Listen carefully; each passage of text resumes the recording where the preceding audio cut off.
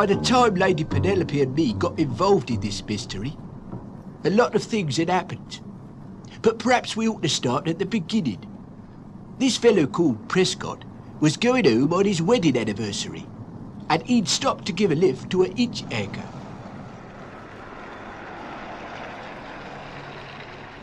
Thank you, sir, very much. But before I let you go, there's just something I got for you.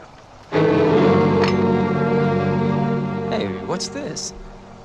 Look, just because I gave you a lift, there's no need to...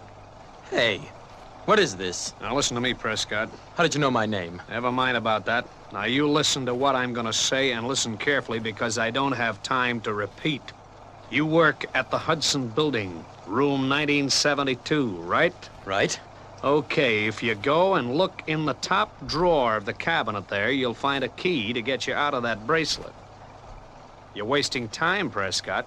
It's made of solid hydrochromatized steel, and nothing's gonna break it under 20,000 degrees of heat. The box on it contains an explosive charge that is set to go off soon.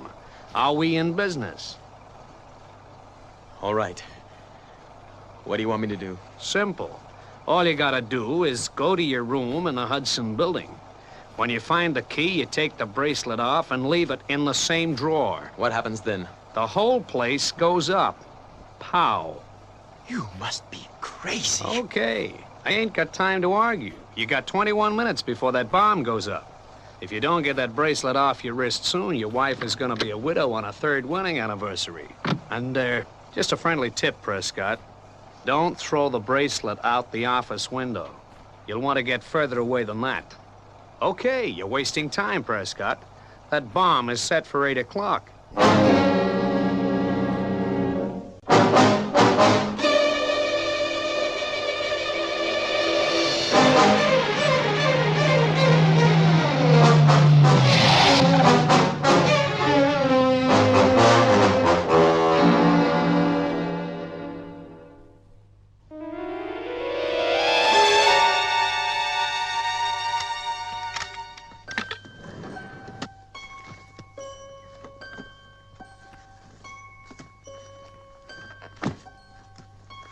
It's not here.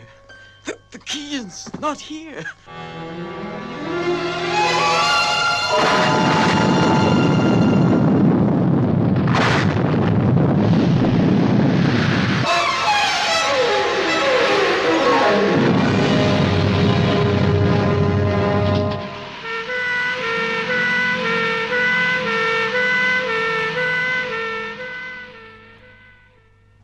City, the fire department are trying desperately to cope with this mystery fire at the Hudson Building, which followed an explosion completely destroying the 5 top floors.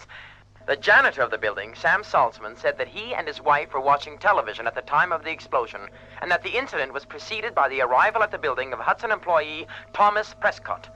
Police Commissioner Garfield says that his department will have several charges to make against Prescott if they ever get him out of the inferno alive. The fire department state that first efforts to rescue the man have failed, but they are not optimistic about the auxiliary equipment they are now going to bring in.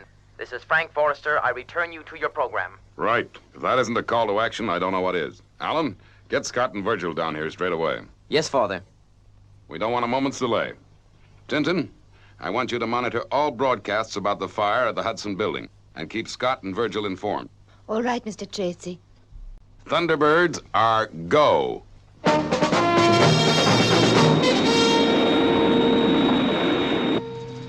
Base from Thunderbird 1. Calling base from Thunderbird 1.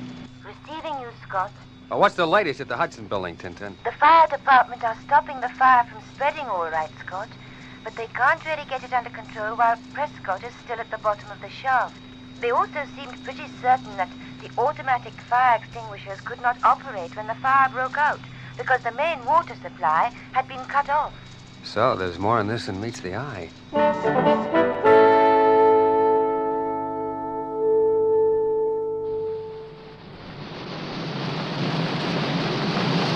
What do you suppose these international rescue guys are up to?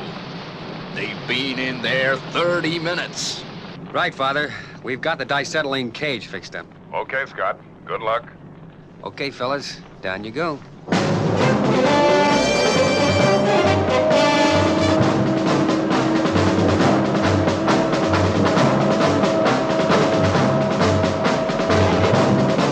increasing. Right. Starting diacetylene sprinklers.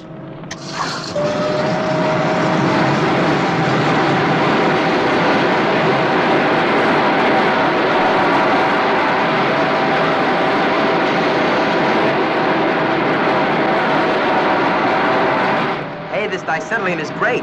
Yeah, I only hope our supply lasts. I don't think the tank's big enough.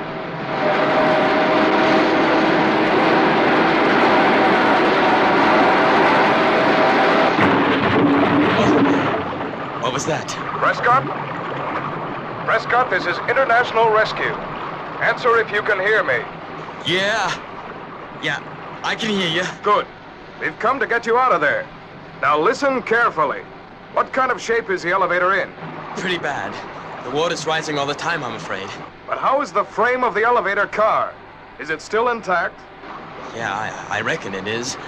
Why? Right. Operating grabs.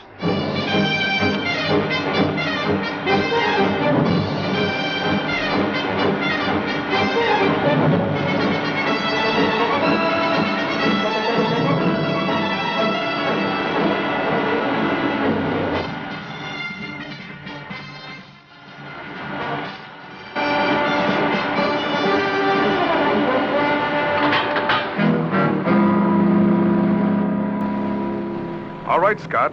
I think we've got her. Coming up now.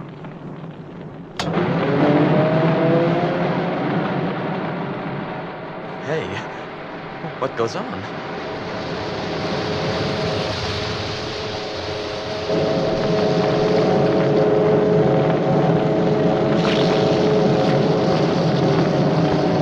Diacetylene's finished. I was afraid that might happen. You think we'll make it? We've got to. We've just got to.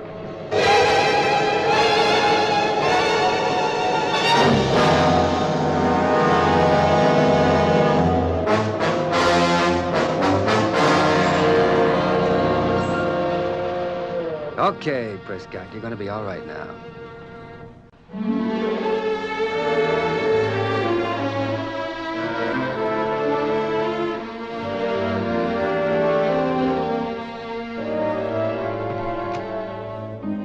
Well, did you see Prescott?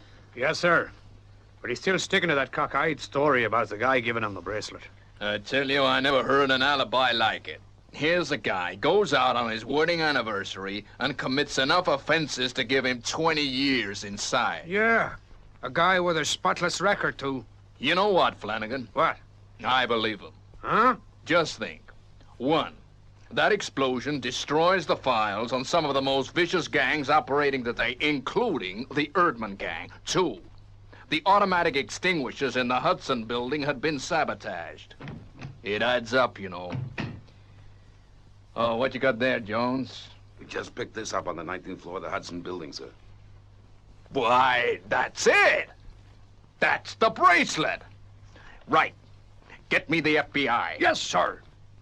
We're gonna get to the bottom of this. Finding the bracelet like that, the police knew Prescott's story was true. But what they didn't know was that in Glenkerry Castle in Scotland,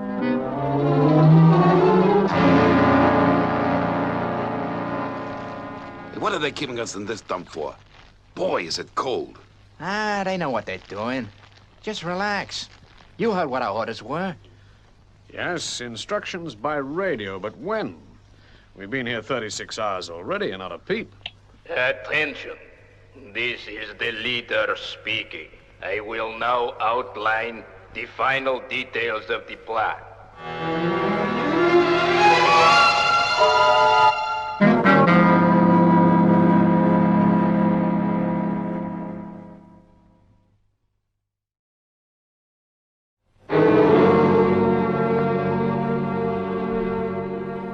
Okay, go ahead. You will drive to the nuclear plutonium store, which is marked on your route maps. The authorities maintain that the store is impregnable. We are going to prove them wrong. Powerful robots guard every door. Then we won't run up against any people.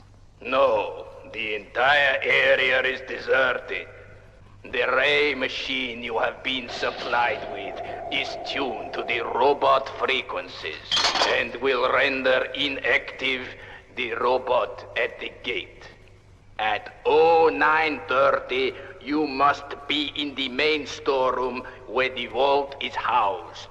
Exact timing is vital, because 3 hours after you have set the fuses, at precisely 12:30 hours, the nuclear store will explode.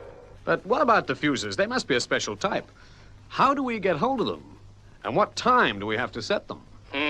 I was waiting for one of you to ask me that. The fuses are set at this moment and are attached to your wrists. Oh, that's crazy.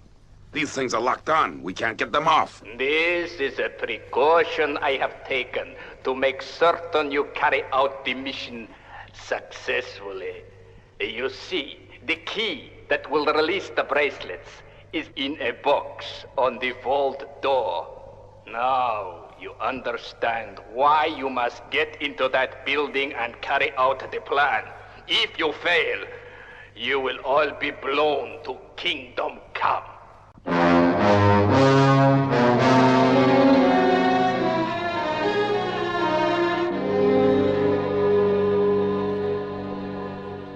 Okay, Southern. We're bang on schedule. Fix that robot.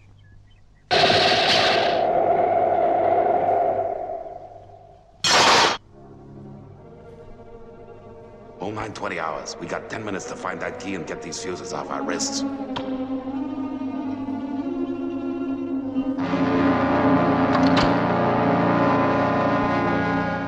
Okay, the door's open. Make with a ray, Southern. Get the key, Southern. This fuse on my wrist worries me. And me. If they blow too soon, we're dead men.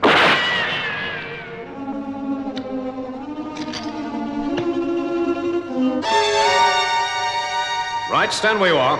There's been a slight change of plan. What are you talking about? Quit clowning. Yeah, unlock these bracelets. All in good time. First, you're gonna do something for me. Southern, you're wasting time. Shut up and listen. You're both going to meet the leader as arranged. But you're going to capture him and bring him here. I didn't like you from the start. I should have had you double-checked. One of the first lessons in security, Dempsey. Don't trust anyone. Now get moving and remember those fuses. Sorry, Southern. No deal. You have no choice. You're just wasting time. Remember, your life's at stake. Maybe it's your life, Southern, not ours. Get the key, Dempsey. Guess things worked out okay for us after all. Yeah, it couldn't be better. Okay, Kenyon. Catch. What are you gonna do? We're gonna leave you.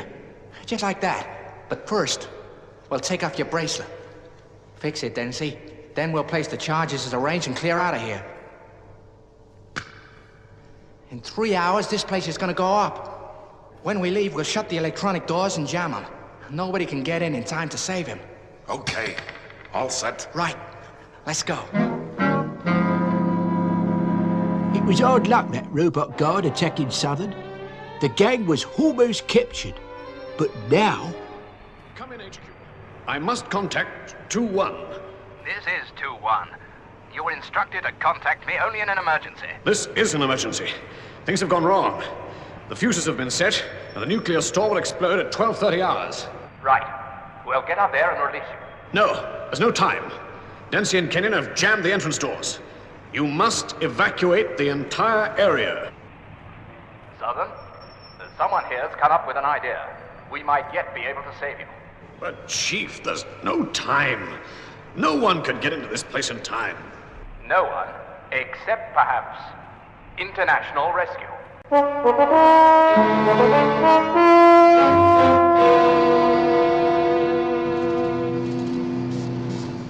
International Rescue, Thunderbird 1 to Southern. Can you hear me? Am I tuned to your frequency? Yes, I can hear you loud and clear. Great. Now you just sit tight. Thunderbird 2 will be here in 5 minutes. We'll soon have you out. Please get away while you can. It's impossible to reach me in time. Listen, Southern, we've come a long way to get you out, and that's exactly what we're going to do.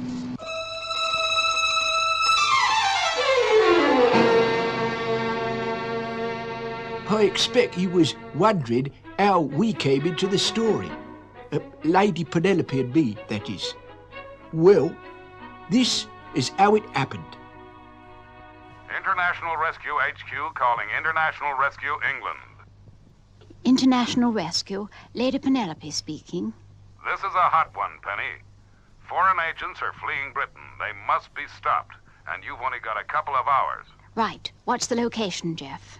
IR reference 19/540. Can you handle it? I'll do my best, Jeff, but we'll have to move very swiftly.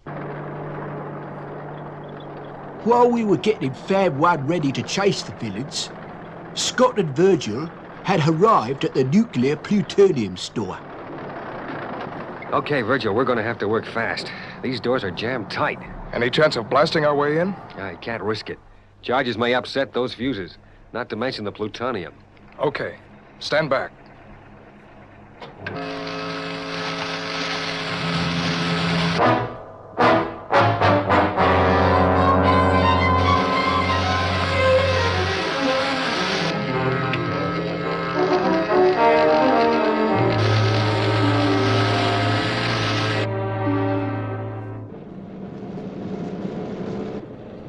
How are we going to be on time, milady? Well, it'll be touch and go. We can't afford any hold-ups. Try the jet now, Virgil. Time's running out.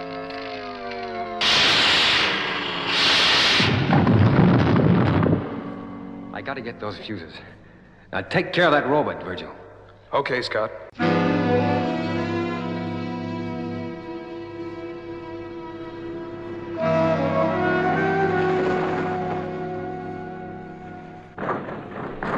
It's the next field, Parker.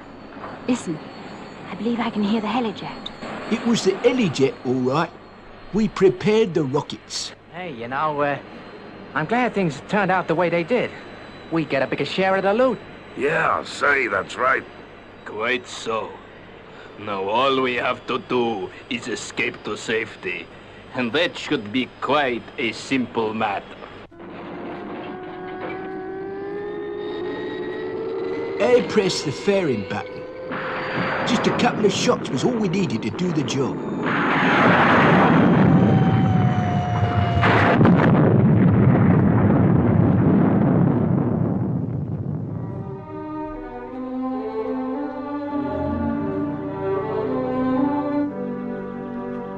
He's in a bad way, Scott. If only I could have released him quicker. You did your best, Virgil. Those robots aren't the easiest guys to handle. Say, look who's here. Wonder how she got on. Success? Success. Lady Penelope, this is Southern, the agent we just rescued. He needs hospital attention. Yes, I can see that. Scott, get him in the car. I'll take him myself.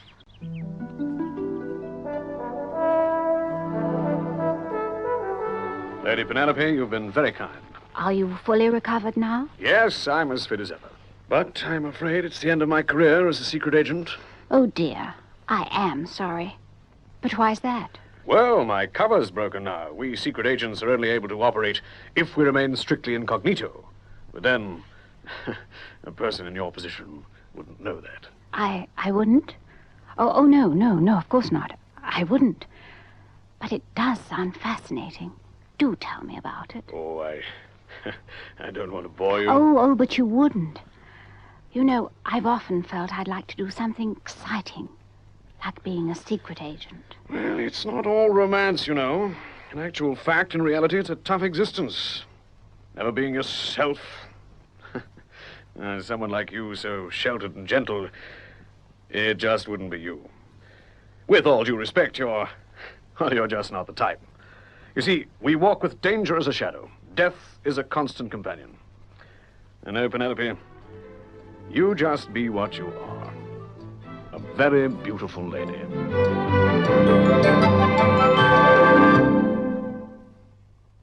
Lady Penelope quite often talks to me about the conversation what she had with Southern. It seems as how she was very flattered. I mean Southern saying how unthinkable it was that her ladyship should ever be exposed to any sort of danger. Her being so gentle-like. Of course, she is gentle. Well, At least when she's not on an assignment, that is.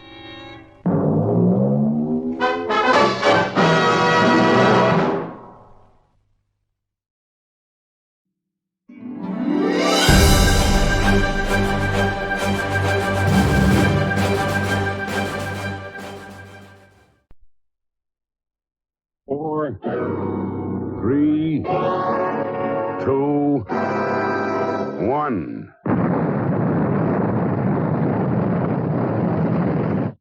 Thunderbirds are go.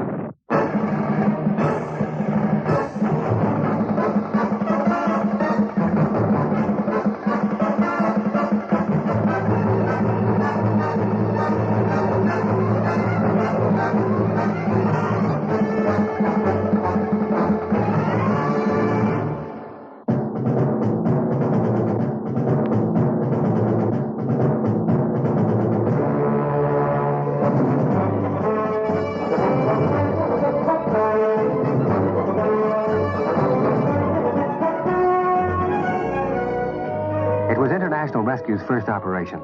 John called from the space monitor, Thunderbird 5, and Father called us together in the lounge to tell us the news. The Fireflash, the giant new atomic-powered aircraft with 600 passengers on board, was in distress at London Airport. Someone had placed a bomb in the landing gear before takeoff. As soon as the Fireflash touched down, the explosives would smash the atomic reactor and blow the aircraft to pieces. And what's more, Tintin was on board, on her way to join the International Rescue Team. I don't understand it. Something must be wrong. We're losing height. Ladies and gentlemen, may I have your attention, please? We have developed a minor technical fault and are returning to London. Please fasten your safety belts. Say, you're right. Oh, but I guess it's nothing to worry about. Well, I hope not. It's a very long way down from here.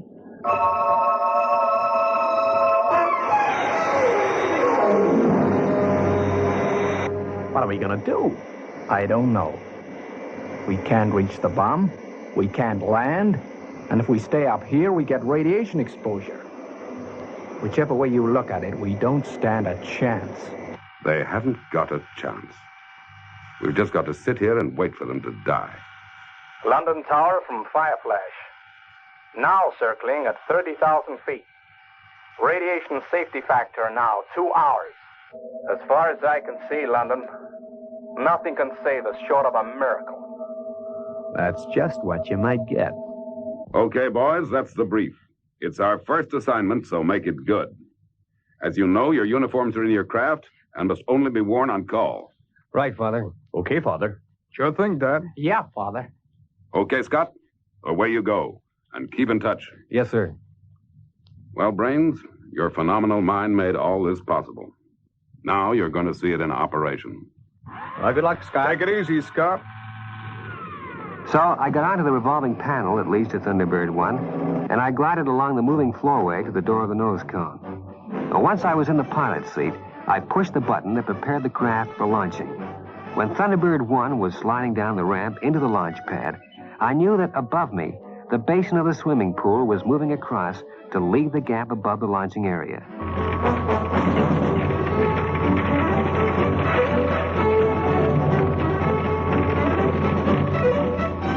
Once I got there, I fired the motors, and Thunderbird 1 surged upwards into the daylight.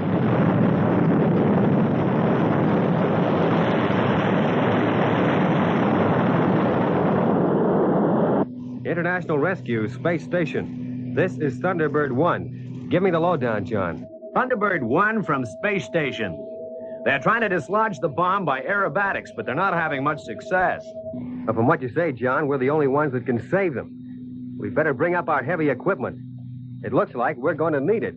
I'll contact Father on the TV portrait. Go ahead, Scott. I'll be arriving at London Airport in 52 minutes. But it looks like I'll need heavy rescue. Okay, Scott. I'll organize that right away. Virgil, away you go. Right, Father. Well, Virgil went down to the heavy rescue hangar by the chute that drops him right into his chair in the cabin of Thunderbird 2. And while a massive cliff face was dropping away to reveal a hangar entrance, the pods containing the rescue machinery were slipping along the conveyor belt. When Pod 3 had arrived under the aircraft, the tall legs of Thunderbird 2 retracted, and the craft sank on top of it. Then Virgil rolled his machine forward to its ramp, fired the rockets, and in seconds he was airborne, on his way to join me. But by now, I was well on my way to London Airport. In the rescue business, speed is all important, and my Thunderbird is capable of reaching phenomenal speeds. I guess in the London control tower, they could hardly believe their eyes when they picked me up on their radar screens. Aircraft approaching from the east, height 2,500 feet. Speed 7.5 thousand miles per hour. 7.5 thousand miles an hour? Have you gone crazy? London Tower, this is International Rescue. Fireflash is in trouble, and we are equipped to help you. Request permission to land. International Rescue? What is this? That must be the aircraft I just picked up. This I must see. International Rescue, you are clear to land. Use runway 29. Will not require runway, coming in vertically.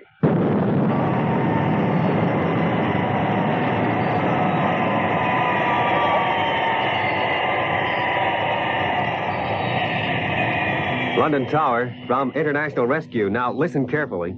I want men and transport to take my portable equipment to your control tower, and I want an assurance from you that you will place guards on my aircraft to ensure that no photographs are taken. International Rescue, please give me information about your organization. We cannot grant facilities without knowing more details. Look, there are 600 people up there with about 40 minutes to live. Now, you can't help them, but I believe we can. Now, what's it going to be? All right, International Rescue, but I just hope you know what you're doing.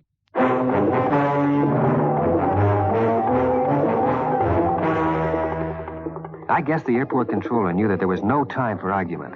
The situation was now desperate. Already one attempt to save Fireflash had been made. They had winched a man from another aircraft into the wing of the Fireflash in an attempt to dismantle a bomb. But when he got there, he lost his grip and fell out through the open hatch. The controller was as good as his word. In seconds, the runway was swarming with police cars that converged on Thunderbird 1.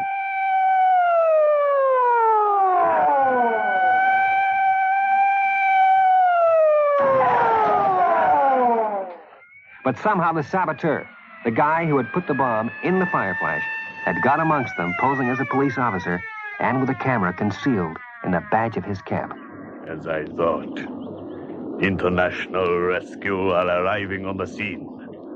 Part 2 of my plan about to commence.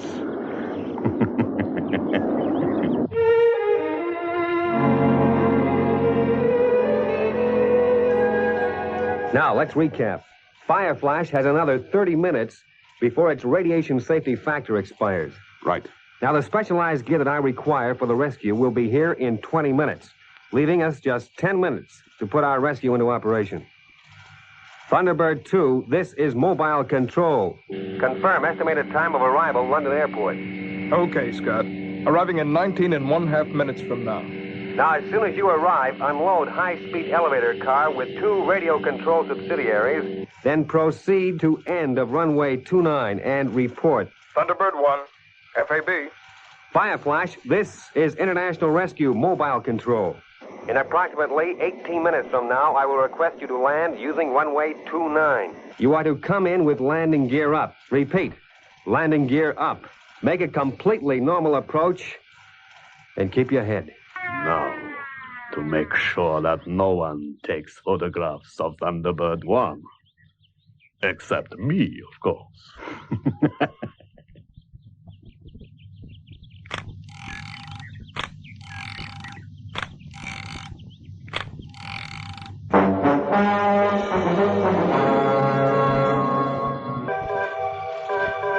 The automatic camera detector, quick! Someone's photographing the instrument panel of Thunderbird 1. It's imperative that you get this man and stop him. Airport police, this is the control tower. Someone is taking photographs inside the International Rescue aircraft. Grab him and bring him in for questioning.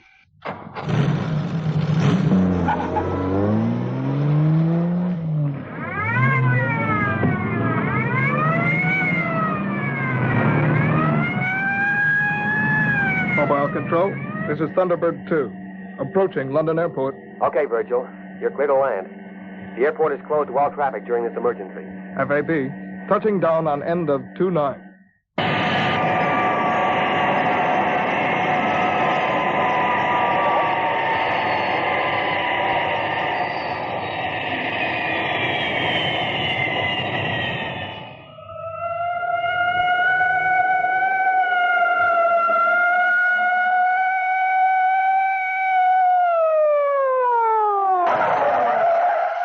London Tower from Airport Mobile Police. We have lost contact with pursued car. Vehicle was last seen turning onto M1, heading towards Birmingham. Message received and understood. I'm sorry. We did our best. Okay. Leave this to me.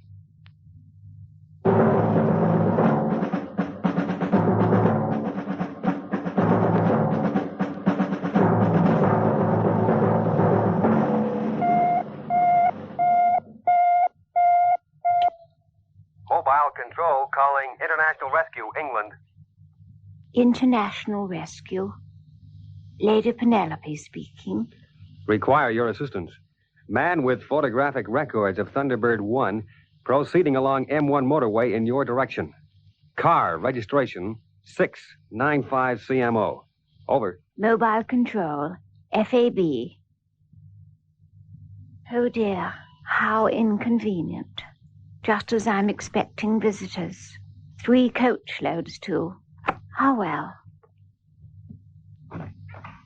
You called, milady? Yes, Parker. Get the Rolls-Royce. We're going for a little drive.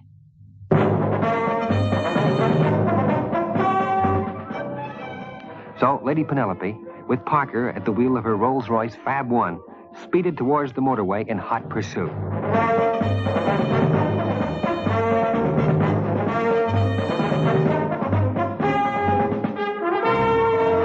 But for the Fireflash, time was running out. The pilot's voice sounded grim when he radioed through to me in the airport control tower. Mobile Control from Fireflash. We have only 5 minutes left. Unless you can start rescue operation immediately, we've had it. Stand by, Fireflash. Thunderbird 2 from Mobile Control. Are you ready, Virgil? Mobile Control and Fireflash. This is Thunderbird 2. I'm ready. Virgil was seated at the controls of his master elevator car, which he drove out of the pod. Behind him came 2 other elevator trucks, which he could control by remote radio. Each of the 3 machines had a massive flat roof cushioned by powerful springs. When Virgil told me he was in position at the start of the runway, I radioed the Fireflash pilot with final instructions. Control to Fireflash. Commence your approach, and good luck. After acknowledgement of this transmission, do not make any further calls. Whatever happens, keep this frequency clear. Roger, Control. Starting approach now. Aircraft approaching glide path 5 miles to threshold. Stand by, Virgil. Fireflash on final approach. Virgil waited in the master elevator car for me to give the final go-ahead. In the control tower, the radar operator was describing the Fireflash's final approach. Aircraft on glide path 3.5 miles to threshold. Stand by, crash tenders. Crash tenders to center of runway 29. Roger.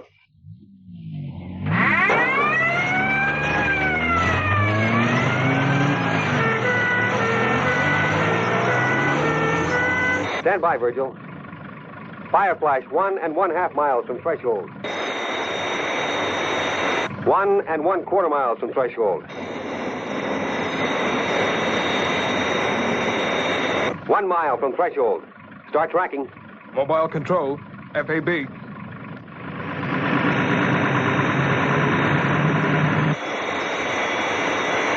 Fireflash 700 yards from threshold. Airspeed 130 knots. Increase to 108. FAB. As Virgil's 3 elevator trucks raced along beneath it, the Fireflash dropped lower and lower. With utmost concentration, the entire team used all their skill and precision to bring the vehicles into exactly the right position for exactly the right moment. Okay, Fireflash. Cut engines. As the massive aircraft was about to rest on the trucks, a fault developed in one of them. Fireflash, overshoot! Overshoot!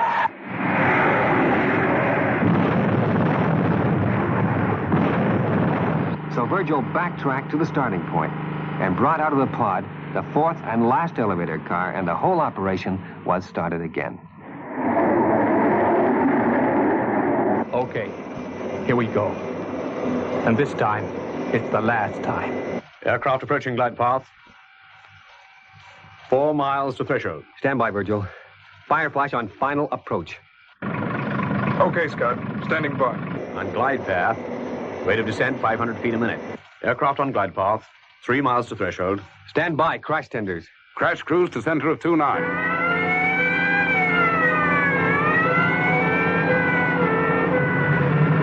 Runway ahead, 2 miles. Fireflash now 1 mile from threshold. Start tracking. Mobile control. FAB. Fireflash 500 yards from threshold. Airspeed 120 knots. Increase to 105. 105. FAB.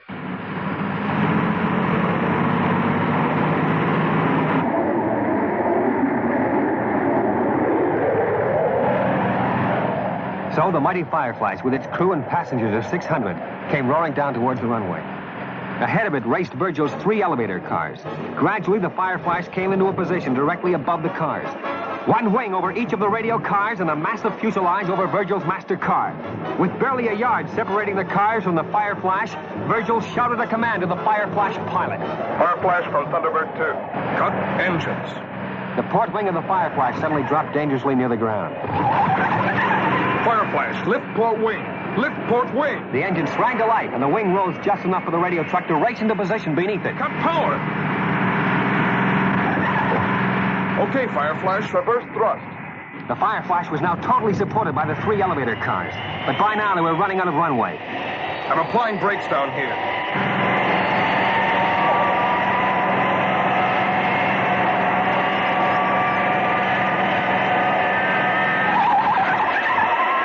We're not going to make it. We're running out of runway.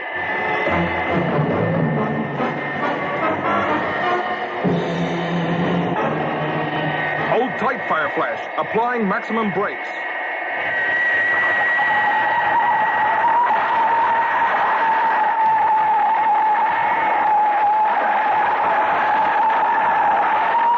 The strain on the elevator cars was colossal.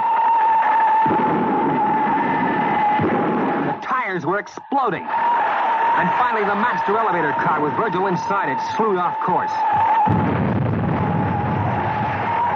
With a mighty bump, Fireflash dropped to the ground, and there was a terrific display of sparks as the aircraft scraped down the last few yards of runway. With only feet to go, the giant liner drew to a halt. For a ghastly moment, we held our breath. Would the impact affect the bomb inside the wing? But all was well. The bomb did not explode. They made it. They made it. Jolly good show, old boy. And what a show. Well, how can we ever thank you? Well, I tell you, it's essential for the reason I explained to you that our organization remains top secret.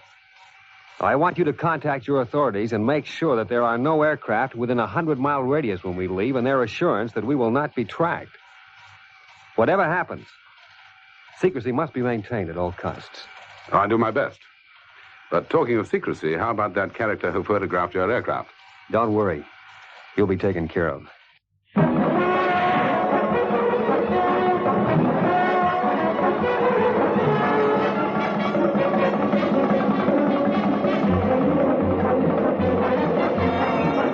We're closing in on him, milady.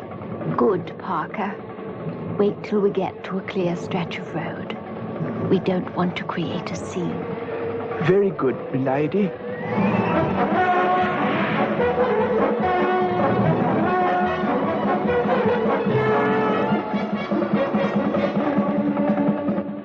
Go ahead, Parker. Yes, milady.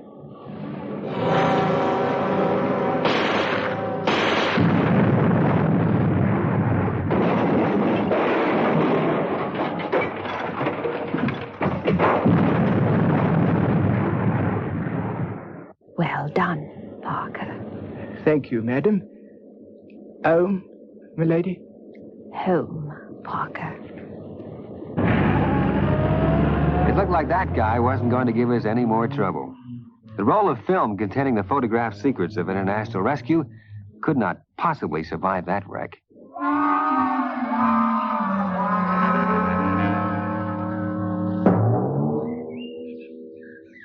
my pictures. They are ruined. Someone will pay for this. International Rescue haven't heard the last of me.